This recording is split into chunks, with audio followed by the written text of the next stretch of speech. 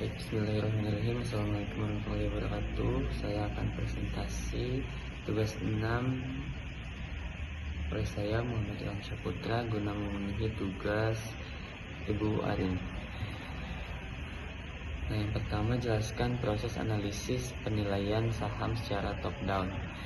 Nah, metode top down adalah pendekatan analisis yang dimulai dari kondisi ekonomi secara umum hingga memilih saham perusahaan tertentu. Nah, tahapannya meliputi analisis ekonomi makro, analisis industri, analisis perusahaan, valuasi saham, lalu pengambilan keputusan investasi. Yang kedua, mengapa analisis terhadap faktor ekonomi dan pasar modal penting bagi investor? Nah, penting karena yang pertama, membantu investor mengetahui prospek investasi di masa depan. Yang kedua, kondisi ekonomi memengaruhi pendapatan dan keuntungan perusahaan.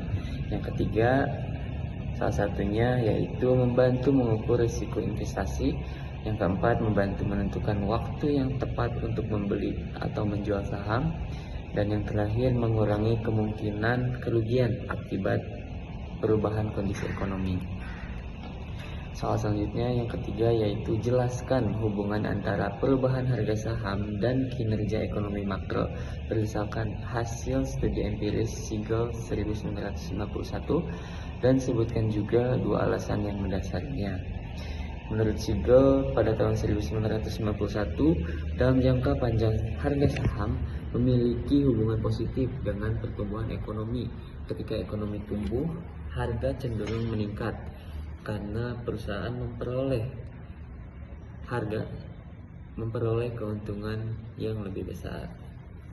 Nah, adapun alasan yang mendasarinya, yang pertama, pertumbuhan ekonomi meningkatkan laba perusahaan.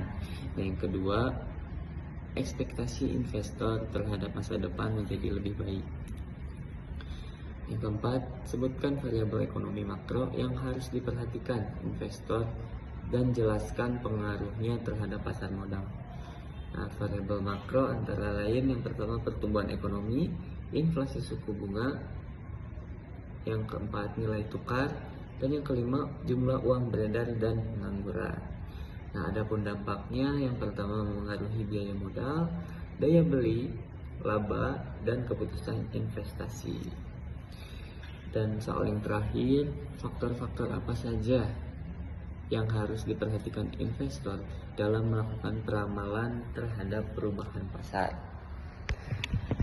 Nah, dan mengapa peramalan yang dilakukan sering tidak tepat, di mana kondisi ekonomi, kebijakan pemerintah, suku bunga, inflasi, nilai tukar, kinerja emiten, sentimen pasar, kondisi ekonomi global, nah, sering melesat karena adanya informasi baru, nah, perilaku investor dan kejadian tak terduga.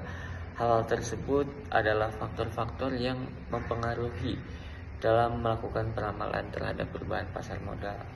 Cukup sekian presentasi dari saya. Terima kasih. Wassalamualaikum warahmatullahi wabarakatuh.